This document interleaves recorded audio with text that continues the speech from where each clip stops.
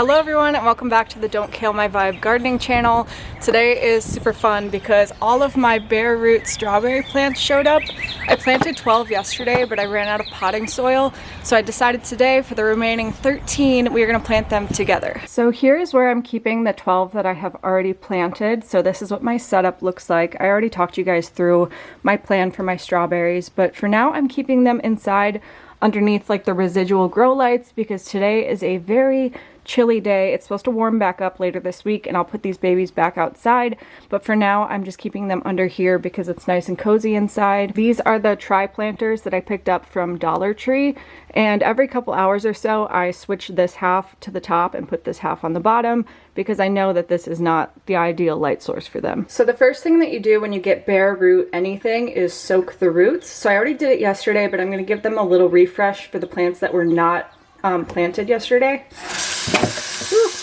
So here's what that looks like. I did my best to not get the tops wet and only get the roots in there, but if the tops get wet, it's fine. So these are gonna soak for about 30 minutes while I get the planters filled with dirt and get these ready to go in. Okay, so all of my strawberries are from Burpee, but real quick before we start planting things, I have a little bone to pick with Burpee, and maybe this is user error, but I ordered a bunch of garlic and potatoes to plant this year, and I've never ordered seed potatoes from anywhere online before. Last year I just used, I think I got them from Lowe's or something. They were just blue sprouted potatoes that I picked up, and they were already sprouted. I cut them in like quarters, and I got a ton of potatoes from them. But I thought by ordering from Burpee, I was going to receive like already sprouted potatoes, but they legit just sent me like groceries. Like I could eat these potatoes now. There's nothing, not a wrinkle on them, not a single like potato eye sprouting. Like these are not ready to plant.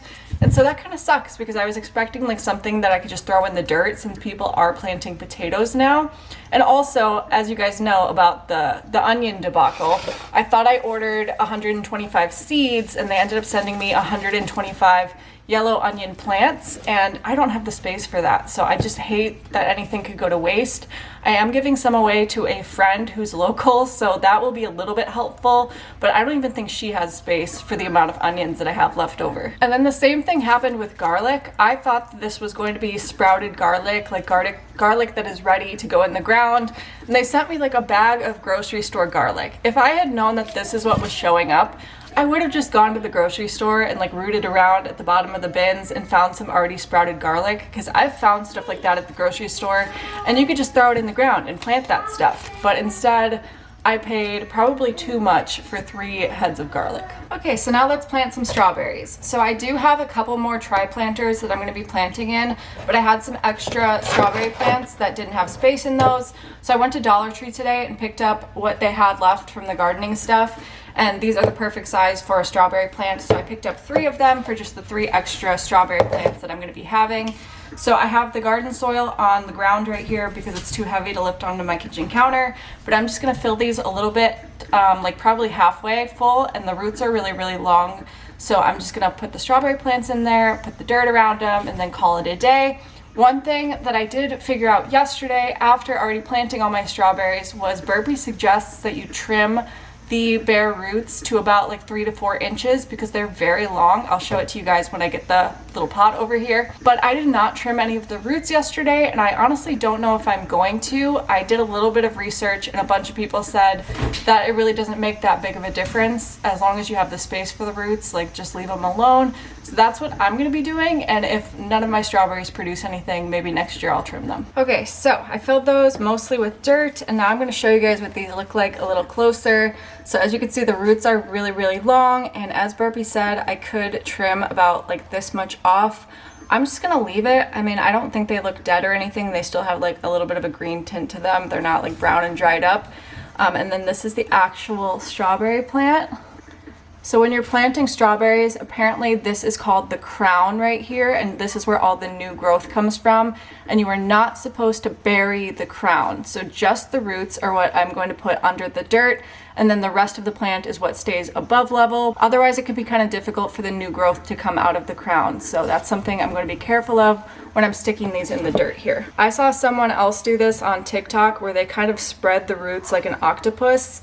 and laid it on the dirt like that. So that's what I'm gonna be doing. So there's my little strawberry octopus, and I'm just gonna put dirt all over the roots and then up to the crown here. Okay, and this is my first finished strawberry plant. Okay, for the second strawberry plant, I did change my mind and I did trim the roots on this one, which was terrible. It's so ingrained in me that when you transfer plants, you gotta be so careful with the roots and everything, and so to cut them was a little bit nerve-wracking, but I'm just gonna do a little trial on one of these. I'm gonna draw an X on this one, and if this plant does exceptionally well, then maybe next year I'll trim all the other ones. I also want to point out that I am making a huge mess in my kitchen.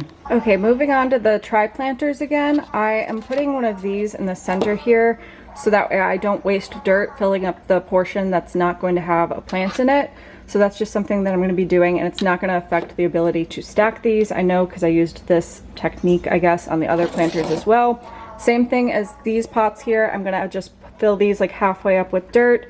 I actually like to do it, as I found yesterday, on a slope, so that way the roots can kind of go this way, and then I could just bury them, you know, on the top. I don't do the squid technique on these ones because there's not as much width this way. So here's kind of what I mean by that, and then I just take the plant and stick it like this, kind of spread out the roots a little bit this way, make sure that the crown is up at the top here, and then I bury the rest. Here's what that looks like all filled in. Okay, this is the last one before I have to clean up all my mess, but either I did my math wrong or they gave me more than 25, because I thought I had the perfect amount of planters with the tri-planters and then the 3 extra pots, actually 4 extra pots that I bought today at the Dollar Tree, but I had 3 extra plants, so I'm not complaining, but I did overcrowd them in this last bin because I just got nowhere else to put them. And then I'm actually also putting these outside, which my other ones, as I showed you, are inside. It's not that cold outside today. Like, my lettuce and stuff is actually still all alive. I put this out to die, I'm not even gonna lie, because I didn't have the shelf space for it under the grow lights, and it's all doing fine. And it was actually hit by a small frost the other day. So as far as I've read, as long as your strawberry plants don't have blossoms yet, like that's the sensitive part to freeze, I will bring them inside at night, but otherwise these ones are gonna go outside. And that is everything that I have for you guys today on our gardening channel. I do have a bunch of other videos coming soon, so subscribe if you guys are interested in following along on my gardening journey, and I'll see you guys in the next one.